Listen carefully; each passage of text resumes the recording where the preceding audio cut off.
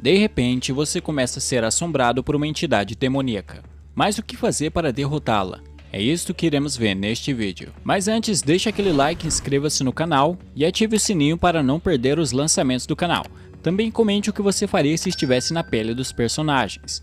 E também não se esqueça de me seguir nas redes sociais que vão estar aí na descrição. Isso dito, vamos pro vídeo. Kate e Mika são um casal e eles estão juntos há 3 anos. Durante todo esse tempo as coisas foram tranquilas, até que estranhos fenômenos paranormais começam a acontecer na casa em que moram. Mika compra uma câmera para tentar registrar algum desses fenômenos em vídeo. Logo ele chama um paranormal, o Dr. Fredericks, que após fazer uma análise da situação diz que o que está assombrando o casal não é um espírito, mas sim uma entidade demoníaca. O doutor afirma isso com base nos relatos de Kate. Ela disse que desde os 8 anos presencia fenômenos paranormais. Na época, ela viu um tipo de massa negra que aparecia no pé da cama dela. Além disso, Kate tinha pesadelos. Só que esses fenômenos sumiam em certos períodos. Por exemplo, com 8 anos ela via coisas estranhas, mas então isso parou. E com 13 anos começou de novo e novamente parou. E recomeçou de novo nessa nova casa. Falando em casa, aos 8 anos, Kate morava numa casa que pegou fogo em condições misteriosas.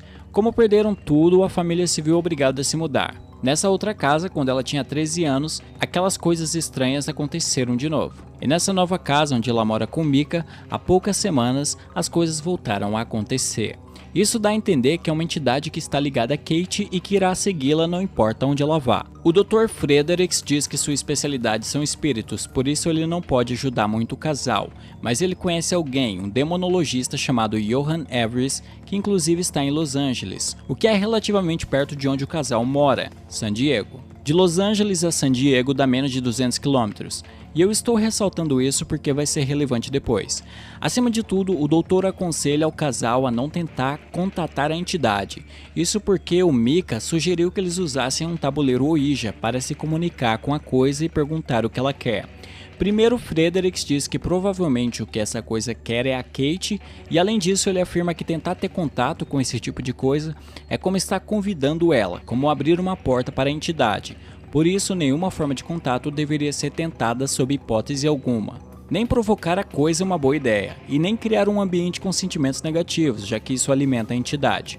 Com tudo isso que o doutor disse, a gente consegue deduzir que a melhor coisa que eles poderiam fazer naquele momento é, em primeiro lugar, chamar o demonologista que lhes foi recomendado. Mas enquanto o homem não chega para lhes instruir sobre o que deveriam fazer, o casal deveria basicamente fingir que nada está acontecendo. Isso porque a entidade usa o medo daqueles que ela atormenta como combustível. Desse modo, se eles agissem com naturalidade diante dos fenômenos, isso talvez mitigaria o poder da criatura. Não seria uma solução, mas acho que seria o modo mais adequado de lidar com as coisas até que o especialista em demonologia chegasse. Até porque era isso que a Kate fazia na infância e adolescência, ela não tentava ter contato com a coisa, ela não queria saber o que é. Ela só ignorava até que os fenômenos parassem, o que me parece um método paliativo de lidar com o problema. Eu não sei se as câmeras são uma boa ideia, acho que é uma pergunta que eu faria para o Dr. Fredericks. Usar as câmeras seria algo que pudesse dar algum tipo de poder à criatura ou a alimentar de alguma forma? Acredito que sim, porque ao que eles assistem os fenômenos capturados em câmera, isso os deixa mais assustados. Por outro lado, ter tudo registrado é uma forma de comprovar que o que eles estão experienciando é algo verdadeiro. Isso seria bom para garantir ao demonologista que eles não são loucos e sim tem um problema que precisa ser resolvido. Eu acho que optaria por deixar as câmeras, mas fora isso eu não tentaria contatar a criatura ou provocá-la de qualquer forma. Só que neste filme nós temos o Mika, o namorado inconsequente e babaca da Kate. Ele toma as piores decisões e sugere as piores coisas possíveis. A Kate é uma mulher inteligente que entende que uma entidade demoníaca não é brincadeira. Ela pensa em ser cautelosa e chamar o especialista imediatamente, porque afinal de contas o cara saberá lidar com toda essa situação melhor do que eles. Só que o Mika enche o saco da mulher e fala para ela não ligar porque ele acha que esses paranormais são charlatões ou algo do tipo. Kate concorda com Mika e não liga de imediato para o demonologista. Ela diz que irá fazer as coisas do jeito do Mika a princípio, mas se as coisas piorarem, ela irá ligar para o Dr. Johan Everest. E obviamente esse é um grande erro, porque é uma entidade demoníaca, não um cano que está vazando. Esse não é o tipo de coisa que você tenta consertar sozinho. Logo vemos os eventos estranhos serem registrados em câmera. Por exemplo, Numa noite, a porta do quarto se move um pouco. Depois, lendo um livro de bruxaria, Micah diz que o que está ali é um demônio mesmo, confirmando o que o Dr. Fredericks disse. Olha só, né? Quem diria, o homem que estudou isso a vida inteira estava certo. A coisa ruim de aquilo ser um demônio é que o propósito dessas coisas é apenas fazer o mal por prazer e eles podem perseguir uma pessoa por anos ou décadas. Não há muito que eles possam fazer aqui. A única coisa que eles poderiam fazer é chamar o demonologista. Não dava para eles simplesmente deixar a casa, porque a entidade os seguiria para onde eles fossem. Mas o pior de tudo é o Micah e suas ideias de jirico. Numa das vezes, ele gravou um áudio no quarto. Ele com o microfone fazia perguntas à entidade. Quando ele ouve a gravação, ele vê que numa das perguntas havia uma possível resposta. Ele perguntou para a coisa: "Você prefere falar através de um tabuleiro Ouija?" Na gravação, vemos que após fazer essa pergunta há uma espécie de grunhido no áudio. Esse é justamente o tipo de coisa que o doutor falou para ele não fazer e ainda assim o idiota pensa em fazer mesmo assim. Mano, na boa, estava bem claro para eles que estavam passando por uma verdadeira experiência sobrenatural. Como que numa situação dessas a pessoa acha que ela mesma pode lidar melhor com algo que sequer entende? Se fosse uma pia entupida, uma fiação solta, um azulejo que quebrou, beleza, você vê uns vídeos na internet e tenta resolver a parada você mesmo. Só que quando o seu problema é um demônio te atormentando, você chama alguém que realmente saiba o que fazer. Até porque eles não estão fazendo nada além de provocar a criatura e dar mais poder a ela. O Micah mesmo em vários momentos fala: "É só isso que consegue fazer? É tudo que tem?" E o demônio só pensando: "Me aguarde." Enfim, o Micah é realmente muito burro. Em uma das noites, a Kate levanta da cama e fica encarando o Micah por horas em pé. Essa é uma das coisas mais assustadoras nesse filme. Imagina alguém te encarando enquanto você dorme, sabe? Um momento que você tá completamente vulnerável. Pra mim, isso foi definitivamente o ponto que, ok, as coisas pioraram, vamos chamar o Johan. Mas ainda assim eles não chamam o cara. E a verdade é que não há nada que eles possam fazer ali. Cada atitude do Micah só tá piorando as coisas. O maluco chega até a comprar um tabuleiro Ouija. Só que a Kate fica tão puta, justificadamente, que ele não consegue usar a parada. Mas vemos depois, quando o casal sai, que a peça se movimenta sozinha e de repente a parada começa a pegar fogo. E mesmo quando o Micah vê essa gravação, ele continua contra a ideia de a Kate chamar a ajuda de especialistas. Para o Micah, isso é uma coisa que ele irá resolver sozinho e não precisa da ajuda de ninguém, não. Isso é tipo quando o cara está perdido e ele sabe que está perdido, aí a mulher fala: "Você se perdeu, né? Acho melhor parar e pedir informação." E o homem diz: "Não, claro que não. Eu queria passar por aqui mesmo. Esse atoleiro aqui é realmente o melhor caminho pra gente chegar no nosso destino." Enfim, chega o momento que a Kate fica de saco cheio e decide chamar o Dr. Johan. Ela liga para o Dr. Fredericks também. O Dr. Fredericks estará lá pela manhã, só que o Dr. Johan não, porque ele está numa viagem ao exterior, e assim vai demorar um tempo até que ele possa visitar o casal. Você vê como as decisões imbecis só pioram as coisas. Antes, se eles tivessem chamado o demonologista, o cara estaria na residência do casal em coisa de um dia, porque como disse antes, o Johan estava em Los Angeles, que fica a menos de 200 km de San Diego, onde Kate e Micah moram. Mas como demoraram demais, agora o cara estava no exterior e demoraria muito mais tempo até ele chegar à residência do casal. No outro dia, quando o Dr. Fredericks vem visitar o casal, ele sente uma energia maligna muito mais presente, ao ponto dele sair imediatamente da casa, pois segundo ele, sua presença no lugar só piorava as coisas, pois deixava o demônio mais enfurecido. Com isso, o casal está entregue à própria sorte. Repito, não tem nada que eles possam fazer a não ser esperar que o Johan chegue e torcer para não morrerem até lá. Na verdade, o Micah poderia se salvar, mas a gente chega lá, porque antes temos que falar de outra coisa. Lembra da tábua Ouija que pegou fogo? Após o objeto ter sido queimado, apareceu algo escrito nele, só que não estava claro o que queria dizer, era uma coisa meio enigmática.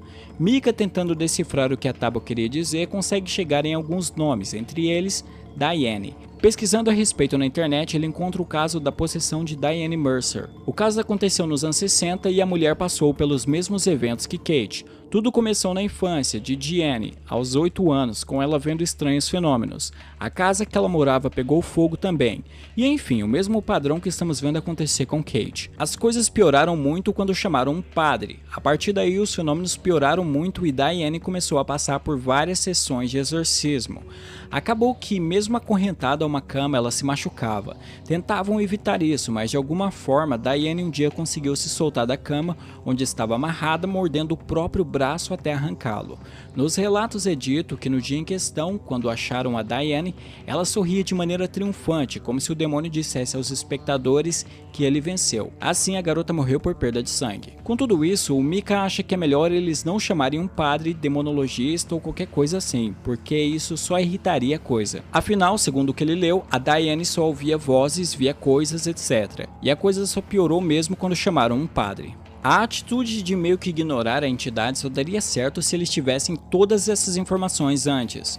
Agora, eles já tinham dado mais poder à coisa, ou seja, eles já estavam num processo em andamento. Não dava para ignorar a entidade agora. Portanto, eu continuo achando que chamar o demonologista, um padre, seria a melhor opção. Eles tinham muito mais informações a seu favor, sabiam o que tinha acontecido com a Diane e poderiam usar isso em benefício próprio para que o mesmo não ocorresse com a Kate. Desse modo, se optassem por exorcizar essa coisa, poderiam deixar a Kate sob constante vigilância, de modo a prevenir que ela se machucasse de alguma forma. Com isso, eu acredito que o exorcismo poderia dar certo, até porque essa é a única opção que eles têm. Para o exorcismo ser quase que a prova de falhas, deveria ser feito numa sala acolchoada em que não houvesse nada que pudesse machucar o possuído. Além disso, deveriam prendê-lo numa cama ou com uma camisa de força para que não pudesse machucar a si mesmo ou nenhum dos presentes. Na sala, deveria haver câmeras de vigilância para sempre saber o que estava rolando por lá. Além disso, seria bom ter duas pessoas que sempre ficassem de olho no possuído dentro do quarto, só para garantir. Essas pessoas fariam turnos, sendo substituídas ao final de cada vigia, e eles teriam equipamentos de comunicação para avisar outras pessoas, fora do quarto, caso algo de diferente acontecesse. Nos filmes de exorcismo padrão, o que geralmente vemos é o possuído ser preso numa cama bem velha, com umas amarras qualquer coisa, e sempre deixam o possuído totalmente sozinho em algum momento. Desse modo, é óbvio que vai dar merda. Lembra que eu disse que o Micah tem um jeito de se salvar? Então, bastava ele sair da casa. O demônio não queria ele, sim a Kate. Saindo do lugar e deixando a Kate à própria sorte, Micah conseguiria sobreviver. Ele seria meio cuzão de fazer isso? Sim, mas pelo menos ele seria um cuzão vivo. Além disso, ele não sabia que a Kate tinha um demônio como pet de estimação. Se soubesse disso, talvez nunca tivesse aceitado sair com ela. Eu sei que eu não sairia. Chegando na parte final, vemos os eventos ficarem cada vez mais perturbadores. Numa noite, Kate é puxada pela perna. Após isso, ela fica num estado quase catatônico. E eles combinam de sair da casa e ir para um hotel.